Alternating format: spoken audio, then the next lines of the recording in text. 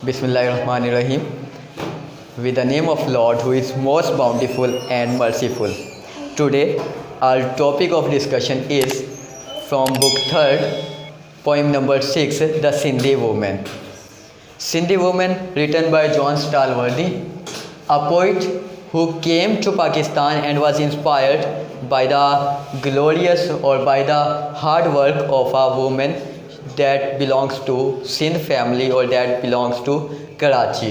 कराची के slums area से गुज़रने वाली एक ख़ातून को उसने देखा और उससे बहुत ज़्यादा इंस्पायर हुआ और उसने उसके नतीजे में एक पोर्ट्रे किया अपनी नज़म में उस ख़ातून को या उस ख़ातून की उस करेज को, उस जुरत को ट्रिब्यूट पेश किया उसने उसी वर्किंग वूमेन को इस नज़म को लिखने के साथ। क्लासिकल की किस्म की एक पोम है, क्लासिकल की टाइप की एक पोइम है जिसमें मैंने आपको जब डिफरेंस बताया था रोमांटिक में वो नेचर को ज़्यादा प्रेस करेगा और उससे हमें कोई ना कोई मतलब बाद में नज़र आ रहा होगा, यानी जब हम उसे पढ़ लेंगे तो उसके डीप मीनिंग में हमें कोई मॉरल लेसन नज़र आ जाएगा। लेकिन इस पोइम में ऐसा होगा कि आपको वहीं जो कुछ नज़र आ रहा होगा उसी के लास्ट में ही मॉरल लेसन दे दिया जाएगा, जो भी सबक मिलेगा वैसे ही दे दिया जाएगा।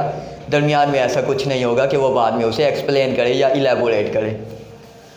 शायर को इस बात की तरफ इशारा दिलवाती है, मुहर्रिक करती है, उसे उकसाती है कि उसे भी रिस्पॉन्सिबिलिटी के साथ काम करना चाहिए। लास्ट लाइन में हमें इसका मैसेज मिलेगा, जब हम उसे पढ़ेंगे एग्जैक्ट तो उसको मैं एक्सप्लेन कर दूंगा। रीडिंग करके देखते हैं। सबसे पहले ये पोइम अपने पेयर ऑफ वर्ड्स के लिहाज से, अपने स्टैंजे की एक्सप्लेनेशन के लिहाज से और क्वेश्चन आंसर के लिहाज से पेपर के लिए बहुत ज़्यादा इंपॉर्टेंट पोइम है। बहुत बार रिपीट हो गई, सेंटेंसे के लिए भी, क्वेश्चन आंसर्स के लिए भी, सिनोनिम्स के लिए भी और उसी के साथ साथ इसके लिए पेयर ऑफ वर्ड्स के लिए भी। यहाँ आपको काफ़ी सारे पेयर्स नज़र आएंगे, जैसे कि पहला लफ्ज़ ही पेयर है आपका, bear and bear, BEAR bear, बर्दाश्त करना वो या वो जानवर, रीच या भालू, और उसी के साथ साथ BARE बेयर, उड़िया, नंगा, विदाउट समथिंग, तो इस तरह के मीनिंग में। बेयर फुट, नंगे पाँव। अब फुट का जो हमारे पास वर्ड है फीट, उसका भी अलहदा हमारे पास एक और पेयर है, FEET क्या होता है बेटे? FEET फीट, पाँव, और FEAT फीट, करतब। Bare foot through the bazaar, बाज़ार में से नंगे पाँव, and with the same undulant grace, undulant कहते हैं लड़खड़ा, उसकी लहलहाती हुई, वेव लाइक, वेव जैसी, अनड्यूलेंट ग्रेस, ग्रेस कहते हैं स्प्लेंडर, शान व शौकत, लहलहाती हुई ग्रेस के साथ, as the cloth blown back from her face, blown back कहते हैं उड़ जाना, हट जाना, जैसे उसके चेहरे से कपड़ा हटता है, निकाब हटता है। Cloth and other pair of word, CLOTHE, सिला हुआ कपड़ा और अनसिला कपड़ा। As the cloth blown back from her face, जैसा ही उसके चेहरे से निकाब हटता है। She glides with a stone jar, glide कहते हैं मुसलसल चाल, मूव स्मूथली, हमवार तरीके से चलना, एक ही तरीके से चलना, उसमें कोई स्टैगरिंग ना आए, उसमें कोई रिपल ना आए, उसमें कोई लड़खड़ाहट ना आए। She glides with a stone jar high on her head, अपने सर पर ऊंचा एक स्टोन जार रखते हुए वो चलती है बग़ैर लड़खड़ाहट की एक चाल। And note a ripple in her treat, ripple कहते हैं उसी स्टैगर को, लड़खड़ाने को, और कोई भी लड़खड़ाहट नहीं है। इन हर ट्रीट, ट्रीट कहते हैं चाल। गेट, गेट के स्पेलिंग GAIT, गेट। दूसरा गेट क्या होता है? GATE, गेट, दरवाज़ा। और उसकी लड़खड़ाहट में कोई, उसकी चाल में कोई भी लड़खड़ाहट नहीं आई। नंगे पाँव वो चल रही है अपनी मुसलसल शानदार ग्रेस के साथ, जब उसके सर पर ऊपर एक स्टोन का, एक पत्थर का जार भी, मर्तबान भी पड़ा है, लेकिन उसकी चाल में कोई लड़खड़ाहट नहीं नज़र आई। अगेन वो हमें कहते हैं नेक्स्ट स्टैंजा में, वॉचिंग हर क्रॉस इरेक्ट, वॉचिंग देखते हुए, क्रॉस ट्रांसवर्स अबूर करना, चलना, एक रास्ते को तय करना। वॉचिंग हर क्रॉस इरेक्ट, इरेक्ट कहते हैं स्ट्रेट, बिल्कुल सीधा, तना हुआ, उसे यूँ सीधा चलते देखते हुए। स्टोन्स, पत्थरों पर से, गार्बेज कूड़ा करकट पर से, वेस्ट मटेरियल, एक्सक्रीटमेंट फुजला जात पर, waste from the floor, body के कोई भी waste materials, and crumbs, crumbs कहते हैं पीसीज, वैसे पीसीज ये एग्जैक्ट होता है पीसीज ऑफ ब्रेड, रोटी के वो टुकड़े, छोटे बचे हुए सूखे टुकड़े, क्रम्स से मुराद आप जब पीसीज भी ले सकते हैं। Excrement and crumbs of glass in the Karachi slums, glass के टुकड़े कहाँ से? कराची स्लम्स में से, स्लम्स कहते हैं कच्ची आबादी को। कराची की कच्ची आबादी में कुछ रोटी के टुकड़े, गिलास के टुकड़े, शीशे के टुकड़े, फुजलाजात, कूड़ा करकट और पत्थरों पर से उसे सीधी एक ही मतानत वाली चाल से चलते देखकर I with my stoop reflect, stoop कहते हैं बेंट फॉर्म, झुकी हुई कमर, स्टोप वैसे होता है झुक जाना, यहाँ हम ले लेंगे झुकी हुई कमर। I with my stoop reflect, reflect कहते हैं सोचना, थिंकिंग, मैंने अपनी झुकी हुई कमर के साथ सोचा, दे स्टैंड मोस्ट स्ट्रेट। अब आखिरी ये दो लाइनें हैं, ये उस पूरी नज़म का हमारे पास मॉरल लेसन या मेन आइडिया है। ऊपर सारी पर्सनैलिटी बयान की, हमने यही कहा था ना क्लासिकल पोइट्री में पर्सनैलिटी को डिस्कस किया जाएगा, तो उसी टाइप की पोइट्री है। पहले पूरी की पूरी यहाँ तक आए वो पर्सनैलिटी बयान की, अब आखिरी दो लाइनें एग्जैक्ट उसका मतलब, एग्जैक्ट मॉरल लेसन क्या? दे स्टैंड मोस्ट स्ट्रेट, वो बहुत सीधे खड़े होते हैं, वो बहुत शानदार खड़े होते हैं, वो बहुत वक़ार से खड़े होते हैं। Who learn to walk beneath a weight, जो सीख लेते हैं चलना वज़न के नीचे, जो वज़न से नीचे चलना सीख लेते हैं वो हमेशा सीधे रहते हैं, वो हमेशा वक़ार से चलते हैं। यानी जो ज़िंदगी की रिस्पॉन्सिबिलिटीज़ को समझ जाता है, जो ज़िंदगी में हार्ड वर्किंग करता है, वो उन तमाम चीज़ों को जो साथ लेके चलता है वो हमेशा वक़ार से ठहरता है, वो हमेशा शानो की शौकत से ठहरता है। उसके पास इतना एक्सपीरियंस ज़रूर मौजूद होता है कि वो किस बंदे से किस तरह से बात करे या किस तरह से उससे निमटे। ये लास्ट वाली दो लाइनें एक बार पढ़ देता हूँ अगेन सारी poem.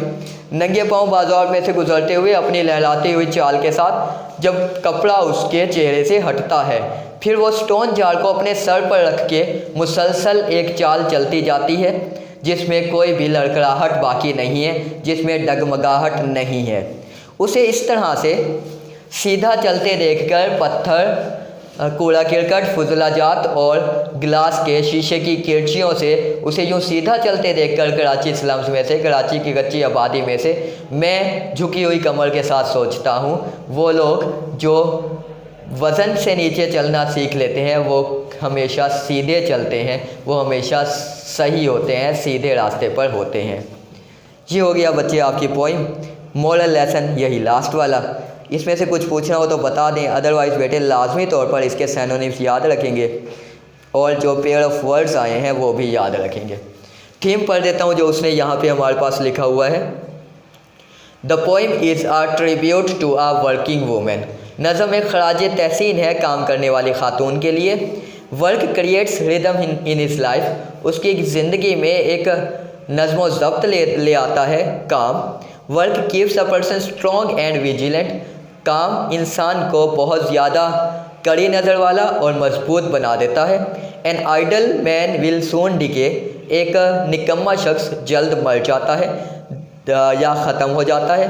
This poem also portrays realistically the slums of Karachi in a few words. चंद ही अल्फाज में ये नज़म हकीकतन या अच्छे तरीके से पोर्ट्रे करती है, मंजर कशी करती है कराची की कच्ची आबादियों का।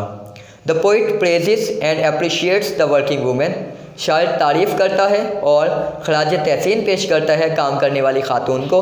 Who has practically turned her work into art, जिसने अमली तौर पर अपने काम को एक फ़न में बदल दिया है।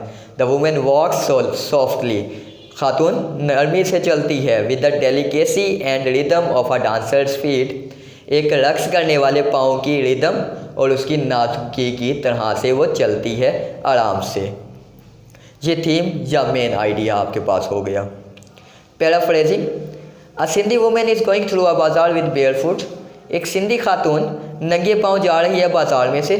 शी इज़ वॉकिंग इम्प्रेसिवली, वो बहुत मुतासिर कुन अंदाज में चल रही है। And there is a rhythm in the movement which can be seen in her swaying body and floating dress. Swaying झूलती हुई और फ्लोटिंग उड़ता हुआ। वैसे फ्लोट होता है तैरना, बेजान चीज़ का। हवा के दोष पर तैरना यानी उड़ना, फ्लोट। उसकी इस लहलहाती या झूलते जिस्म में और उसके उड़ते हुए कपड़ों में वो एक रिदम देखता है जो उसे मुतासिर कर देता है। The wind pushes the cloth from her face, उसके चेहरे से हवा कपड़ा भी हटा देती है। She is carrying stone jar on her head, उसने अपने सर पर एक मिट्टी का मर्तबान उठाया हुआ है, पत्थर का मर्तबान उठाया हुआ है। She walks as smoothly as the wave of a stream, जैसा कि नदी की लहर चलती है वो वैसे ही हमवार तरीके से, एक ही मुसलसल तरीके से चल रही है। She is passing through stones garbage species of bread and broken glass, वो पत्थर, कूड़ा किरकट, रोटी के टुकड़े और टूटी हुई गिलास से, शीशे से चल रही है। This is the scene of Karachi slums. Question भी आ जाता है how as the poet portrays the Karachi slums, तो वहाँ आप इसी बात को ही एक्सप्लेन कर देंगे। द पोइट मेडिटेट्स, अब ये लास्ट में हमारे पास आंसर आ गया।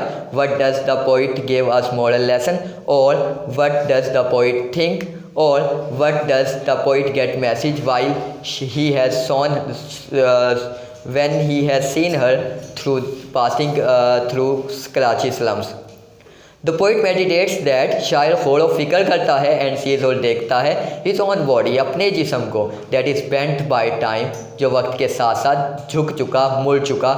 He observed that, वो मुशाहिदा करता है कि only those who bear the burden of life, सिर्फ वो लोग जो ज़िंदगी के मुश्किलात को, ज़िंदगी के बोझ को बर्दाश्त करते हैं, एंड कैरी इट्स हार्डशिप, और इसकी मुश्किलात को साथ लेके चलते हैं थ्रू लाइफ, ज़िंदगी में, आर स्ट्रॉन्ग एंड स्ट्रेट, वो हमेशा सीधे और बावकार होते हैं, मजबूत होते हैं। That is all about the poem Karachi Sindhi women. कुछ पूछना हो इसमें से बेटे तो आप पूछ सकते हैं। कुछ पूछना है? चलें, ओके बच्चे, this is for today lecture. We will discuss its exercise in next lecture.